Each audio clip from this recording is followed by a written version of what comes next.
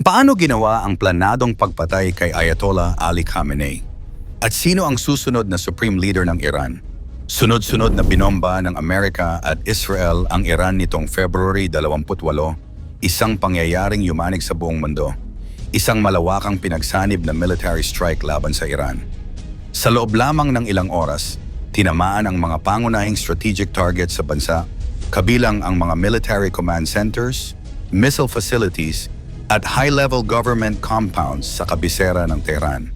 Ang pinakamatinding balita ay ang pagkamatay ng pinakamakapangyarihang leader ng Iran, si Ayatollah Ali Khamenei, na kinumpirma mismo ng Iranian state media matapos ang operasyon. Plano at pag-target sa pagpatay kay Khamenei. Ang joint airstrike operation ng Estados Unidos at Israel na nauwi sa pagkamatay ni Ayatollah Ali Khamenei ay hindi basta pagbomba lang. Ito ay isang targeted military action na planado ng buwan bago pa man ito ilunsad.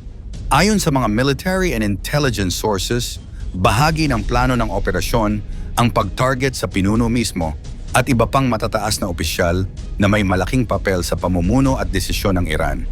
Sa mga detalyeng lumabas, ang mga intelligence agencies, lalo na ang US intelligence, ay ginamit ang mga impormasyon tungkol sa eksaktong lokasyon ng mga leader ng Iran upang matarget ang mga site na pinaniniwala ang kinaroroonan ng mga ito sa oras ng pag-atake. Ito ay nakolekta sa loob ng maraming buwan bago mailunsad ang Operation Epic Fury na nagpapakita na hindi ito isang impulsive o simpleng action kundi isang planadong military strategy.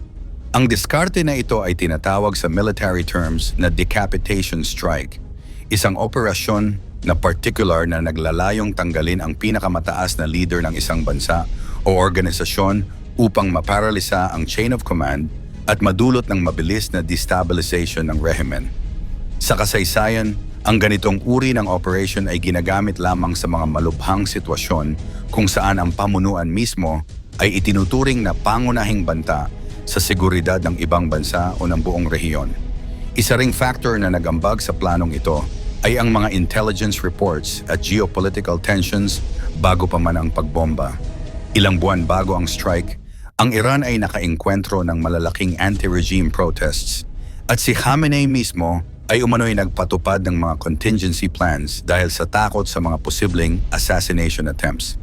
Ang mga ito ay malinaw na indication na mayroong existing perception sa loob at labas ng Iran na ang pamumuno niya ay nasa panganib at maaaring maging target ng isang malaking military action.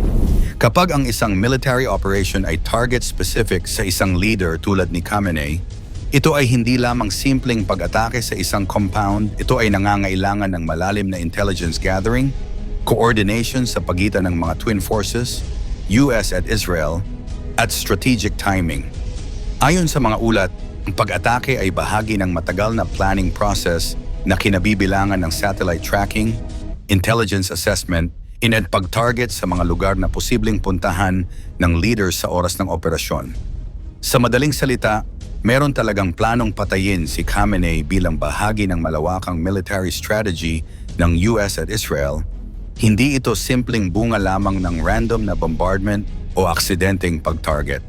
Ito ay isang planned assassination strike na naka-align sa mas malaking layunin ng operasyon laban sa estruktura ng liderato ng Iran, ang pagluluksa ng mga Iranian sa pagpanaw ng kanilang supreme leader. Sa loob lamang ng unang 12 oras ng operasyon, maraming lungsod ang tinamaan at daan-daang katao ang nasawi, kabilang ang mga sibilyan. Libo-libo ang nasugatan at maraming residential areas ang napinsala. May mga ulat ng mga paaralan at pampublikong gusali na nadamay sa mga strike na nagdulot ng matinding kritisismo mula sa ilang bansa at international observers. Para sa Iran, ang pangyayari ay hindi lamang isang military attack, kundi isang direktang pag-atake sa soberanya at pamumuno nito. Agad na nagdeklara ang pamahalaan ng Iran ng 40 araw ng pambansang pagluluksa at tinawag si Khamenei bilang isang martir ng Estado. Kasabay nito, nangako ang Islamic Revolutionary Guard Corps ng matinding paghihiganti. Ilang oras matapos ang strike, naglunsad ang Iran ng mga missile at drone attacks laban sa mga target na konektado sa Estados Unidos at Israel sa rehiyon.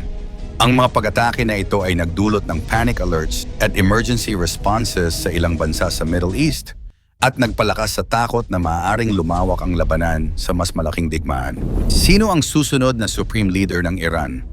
Ang pagkamatay ni Khamenei ay nagdulot ng isang malalim na leadership vacuum sa Iran.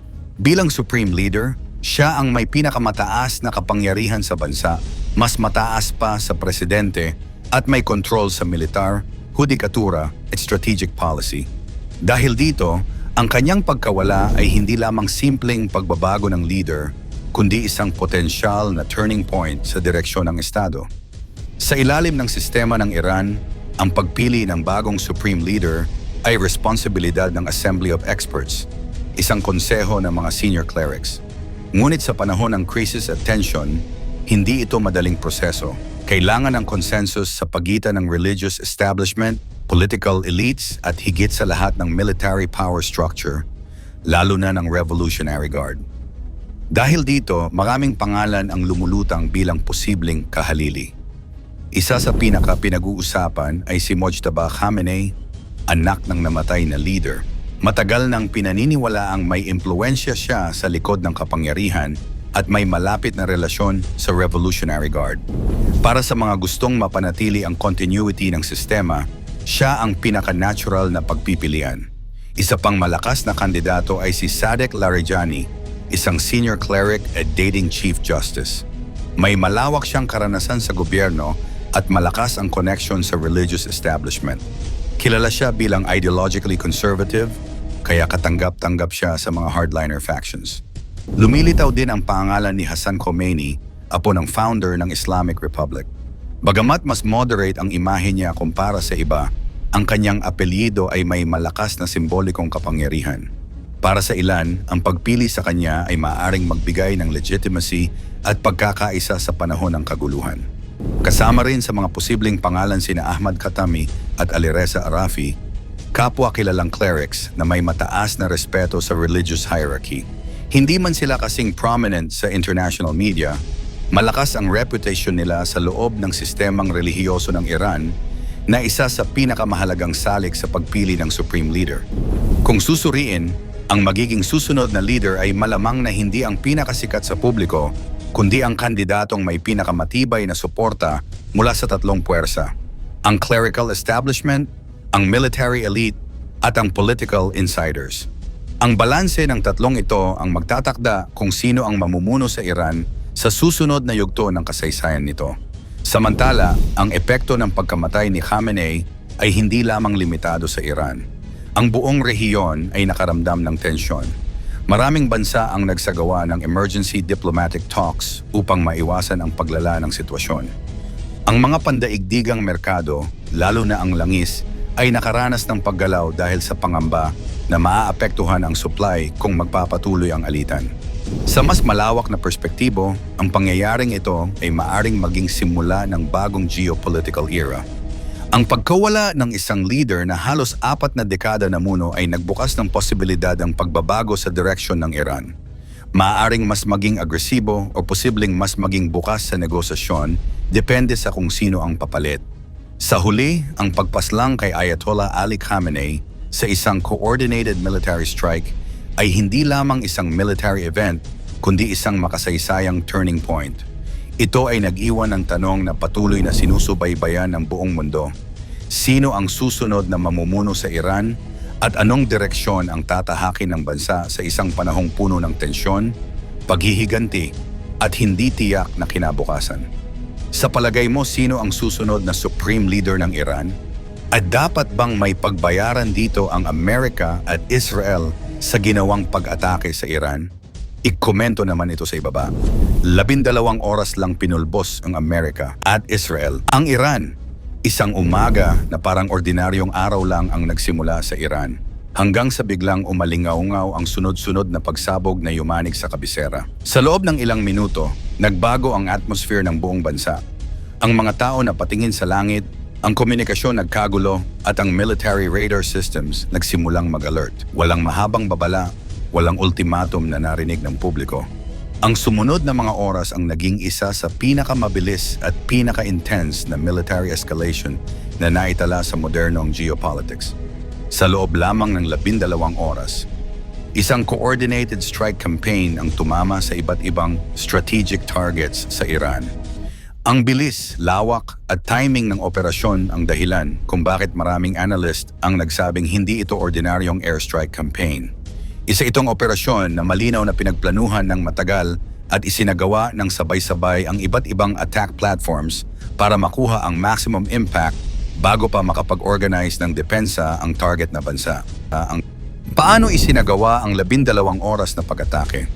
Ang unang yugto ng operasyon ay nagsimula sa sabayang pag-launch ng precision weapons mula sa iba't ibang direksyon. Sa ganitong klase ng military strategy, ang layunin ay hindi lang tumama kundi malito ang depensa ng kalaban. Kapag sabay-sabay dumating ang banta mula sa iba't ibang altitude at trajectory, mas nahihirapan ang air defense systems na tukuyin kung alin ang uunahin nilang harangin. Ang mga strike ay nakatuon sa tinatawag na high-value targets. Ito ang mga lugar na may direktang epekto sa kakayahan ng bansa na mag-coordinate ng military response. Kabilang dito ang command centers, missile facilities, radar installations, at mga strategic compounds na may kaugnayan sa national leadership structure. Ang ganitong pagpili ng target ay hindi random. Ito ay base sa intelligence analysis, surveillance data, at long-term monitoring ng galaw ng mga critical assets. Habang isinasagawa ang unang wave, sumunod agad ang ikalawa at ikatlong wave ng strikes. Ito ang tinatawag sa military doctrine na layered assault. Ibig sabihin, hindi binibigyan ng oras ang kalaban na makabawi o makapag-reorganize. Sa bawat wave, mas lumiliit ang kakayahan nitong sumagot. Sa loob ng ilang oras, ang buong operasyon ay nagmistulang tuloy-tuloy na pressure na walang pahinga. Ano ang tinamaan sa loob ng isang gabi? Hindi lang iisang lugar ang naapektuhan. Sa loob ng kalahating araw, maraming bahagi ng Iran ang nakaranas ng epekto ng operasyon. May mga lungsod na nawalan ng kuryente. May communication systems na pansamantalang bumagsak. May transport routes na nasira o isinara bilang safety measure. Sa ganitong sitwasyon, hindi lang military ang apektado kundi pati civilian life. Ang biglaang disruption ng infrastructure ay nagdulot ng panic buying sa ilang lugar. May mga residente na nagmadaling mag-imbak ng pagkain, tubig, at fuel dahil sa takot na tumagal ang krisis. May ilan ding umalis sa mga lungsod para maghanap ng mas ligtas na lugar. Ang ganitong reaksyon ay normal sa mga sitwasyong hindi malinaw kung gaano kalawak o katagal ang magiging labanan. Bukod sa physical damage, malaki rin ang psychological effect. Ang sunod-sunod na pagsabog at sirena ay nagdulot ng matinding kaba sa populasyon. Sa ganitong mga sandali, ang pinakamalakas na armas ay hindi lang missiles kundi uncertainty. Kapag hindi alam ng publiko kung ano ang susunod na mangyayari, mas tumitindi ang takot at tensyon. Ano ang agarang resulta? Matapos ang unang 12 oras, malinaw na may malaking epekto ang operasyon sa strategic structure ng bansa. May mga ulat na ilang matataas na opisyal at security figures ang naapektuhan na nagdulot ng pansamantalang kalituhan sa chain of command. Sa military perspective, kapag ang command structure ay nagulo, bumabagal ang decision-making at humihina ang coordination ng depensa. Sa regional level, agad ding tumaas ang alert status ng mga kalapit na bansa. Maraming radar systems ang na-activate at airspace monitoring ang pinaigting. Ang mga ganitong hakbang ay indikasyon na ang situation ay hindi na lamang lokal na insidente, kundi posibleng magkaroon ng mas malawak na epekto sa rehiyon. Sa international stage, mabilis ang naging reaksyon ng iba't ibang bansa. May mga nanawagan ng agarang de-escalation, may naglabas ng pahayag ng pagkabahala, at may nagsimulang maghanda sakaling lumawak ang tensyon. Kapag ang malalaking kapangyarihan ang sangkot sa isang military escalation, automatic itong nagiging global concern dahil maaaring maapektuhan ang ekonomiya, seguridad, at stability ng maraming bansa. Paano tumugon ang Iran? Hindi nagtagal ay naglabas ng tugon ang Iran sa pamamagitan ng sariling military actions. Ang ganitong response ay bahagi ng deterrence principle. Kapag ang isang bansa ay umatake at walang naging sagot ang kabilang panig, maaaring magmukhang mahina ito sa mata ng kalaban at ng sarili nitong mamamayan. Kaya mahalaga sa strategic doctrine ang pagpapakita na may kakayahan pa ring gumanti. Kasabay ng military response, Naglabas din ng mga pahayag ang pamahalaan upang ipakita na kontrolado pa rin nila ang sitwasyon. Sa panahon ng krisis, mahalaga ang messaging dahil ang morale ng publiko ay nakadepende sa kumpiyansa nila sa liderato. Kapag naniniwala ang mamamayan na matatag pa ang pamahalaan, mas mababa ang tsansang magkaroon ng internal unrest. Ano ang posibleng plano ngayon? Sa kasalukuyan, ang direksyon ng Iran ay nakatuon sa tatlong pangunahing layunin: pagpapatatag ng depensa, pagpapanatili ng internal stability, at paggalaw sa diplomatic front. Ang pagpapalakas ng defense readiness ay mahalaga para maiwasan ang panibagong strike. Ang internal stability naman ay critical upang hindi magkaroon ng power struggle o kaguluhan sa loob ng bansa. Samantala, ang diplomatic efforts ay ginagamit upang makakuha ng international support at ma-pressure ang kalaban na bumalik sa negosasyon. Ang kombinasyon ng tatlong ito ang karaniwang strategy ng isang bansang nakaranas ng biglaang military escalation. Hindi sapat ang lakas ng armas lamang. Kailangan ding gamitin ang politika at diplomasya upang mapanatili ang balanse ng sitwasyon.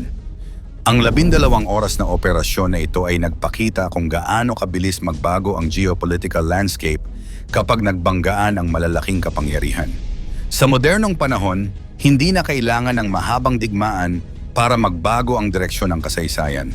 Minsan, sapat na ang isang maikling window ng matinding aksyon para mabago ang balanse ng kapangyarihan sa isang rehiyon. Ang tunay na epekto ng ganitong pangyayari ay hindi agad nasusukat sa loob ng isang araw. Lumalabas ito sa paglipas ng panahon habang nakikita kung paano nag-a-adjust ang mga bansa, paano nagbabago ang alliances, at paano nagre-react ang global community. Ang mga susunod na linggo at buwan ang magpapakita kung ang nangyaring iyon ay simula ng mas malalim na tensyon o simula ng panibagong yugto ng negosasyon. Sa huli, isang bagay ang malinaw. Ang nangyari sa loob ng 12 oras ay patunay kung gaano kabilis magbago ang mundo kapag ang military power, political will, at strategic timing ay nagsabay sa iisang sandali. At habang patuloy na nagmamasid ang buong mundo, nananatiling bukas ang tanong, ito ba ay isang isolated strike lamang o simula ng mas malaking kabanata sa kasaysayan ng global power struggle? Sa tingin mo, ito na ba ang simula ng mas malaking digmaan? Hanggang saan kaya aabot ang tensyon na ito? Magtatapos ba ito sa negosasyon o sa mas matinding labanan? I-komento mo naman iyo sa ibaba, paki-like ang ating video, i-share mo na rin sa iba. Salamat at God bless.